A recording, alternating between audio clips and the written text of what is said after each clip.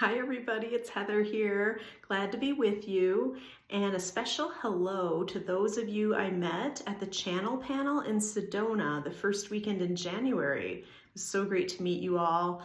I wanted to offer today some information about animals since I know a lot of you I met with at the channel panel were big animal people. And I did a lot of readings and gave a lot of information about what I do with the animal work. So I thought today I could offer some tips for how to communicate and connect with your animals on deeper levels, and also share a little bit about an upcoming project I'm doing with farm animals, cows, and Gaia. So stay tuned for that at the end of the video.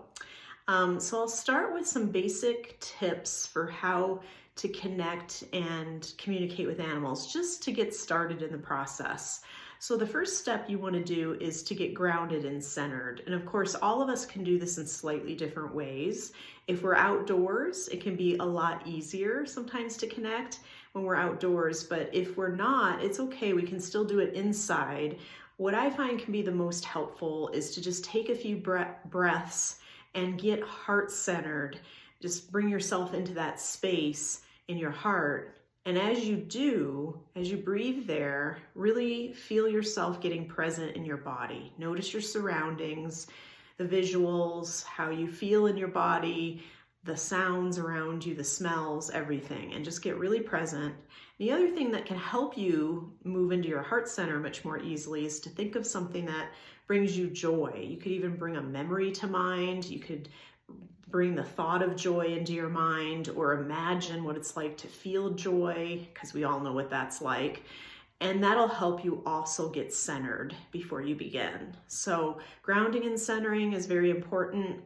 And then the second step is to send a message to your animal. And in that way, what you're going to do is think about something you want to ask your animal and start general. So you can start with something like, how are you doing today? And when you send the message, you're going to send it from your mind to your animal's mind. And you do that telepathically. So you do that by thinking in pictures. You can also think those words. And so when you think about how are you doing, you might send a picture to your animal about how it is when you check in with them in the morning. How is it when you check in and feed them in the morning and ask them how they are, and send them a picture of that. And you can also send the words. And again, with your intent, the energy gets sent. It's kind of like pushing the send button on an email. It just automatically goes. Your intent is what helps that energy transmit to your animal. And animals are always thinking in pictures anyway, so they're going to be picking up on a lot of this information as we send and relay it to them. So that is how to send the question. I always recommend too that you send love, your feeling of love for your animal with it, because love opens the lines of communication. As we all know, it's the best way to keep that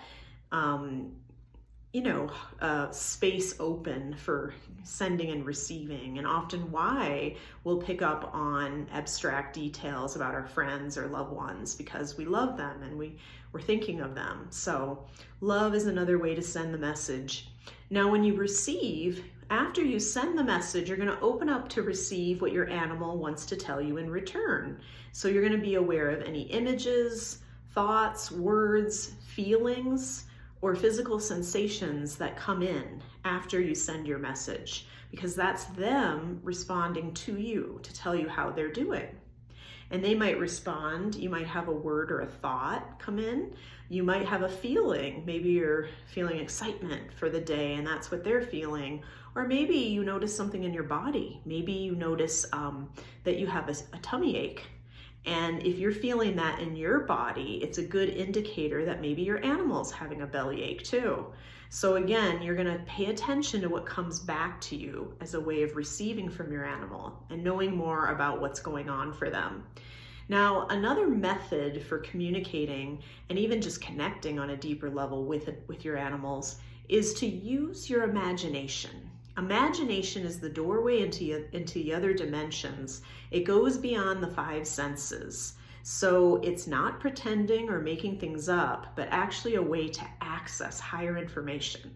And we get this from our animals, we get this from our angels, our guides, everybody that exists in those higher realms.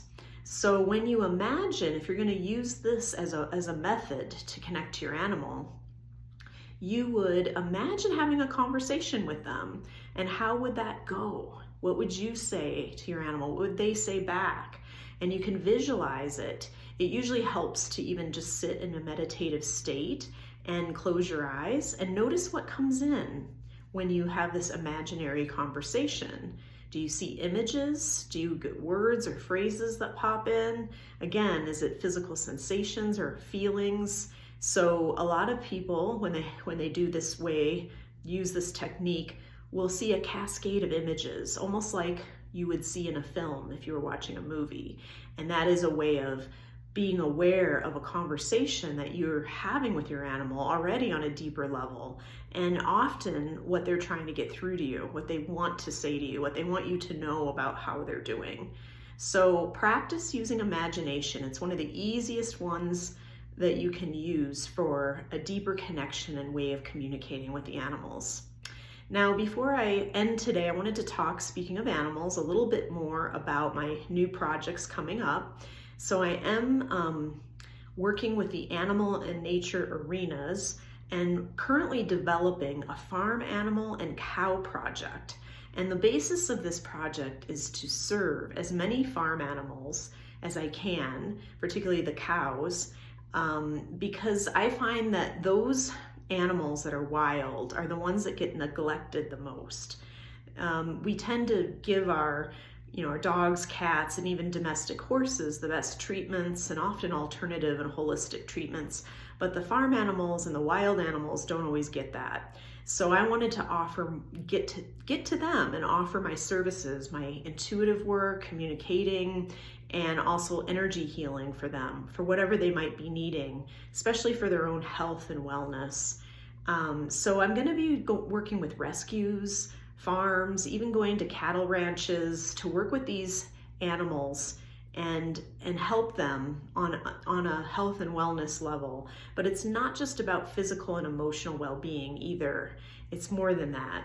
I'm finding that the wild animals, especially the cows, and other wild creatures and farm animals, they really want to co-create with us in a new way in this time. They're really tired of doing the same old thing that they've been doing with us. And they want to access their power and start a whole new reality for themselves, just like we are as humans in this time. So I feel that I'm, in a way, like a piece of the puzzle that can, when I'm with them in their presence, can help ignite and activate their own power, their own wisdom, and in that collaboration, help them start to begin this new reality they want for themselves, however that's going to look in their reality and with us. And this is part of the ascension process. We're all, moving into our power and our sense of freedom and deciding what kind of reality we want to have and collaborating together on that. On some level, it's happening, whether we're aware of it or not. And we're going to be going into deeper levels of this. So I'm going to be talking more about the project. I'm actually going to start a new YouTube channel, so stay tuned for that. I'll be announcing that soon here on this channel and also in my newsletter. And I'll be writing new blog posts on these topics, sharing the animals' messages, what they want from us, what can help them, how we can be in better service to what they're going through. So I'm also going to be working with Gaia more, doing grid work and gatekeeping. So I'll be sharing about all that too. So stay tuned for all of these updates coming soon in my newsletter and on my blog. I'll be sharing more, and I look forward to talking more about these topics that I'm really passionate about, and hoping this helps all of you and with your animals and with whatever you're doing. And Toby says hi. This is my cat Toby right here. You can see his ear.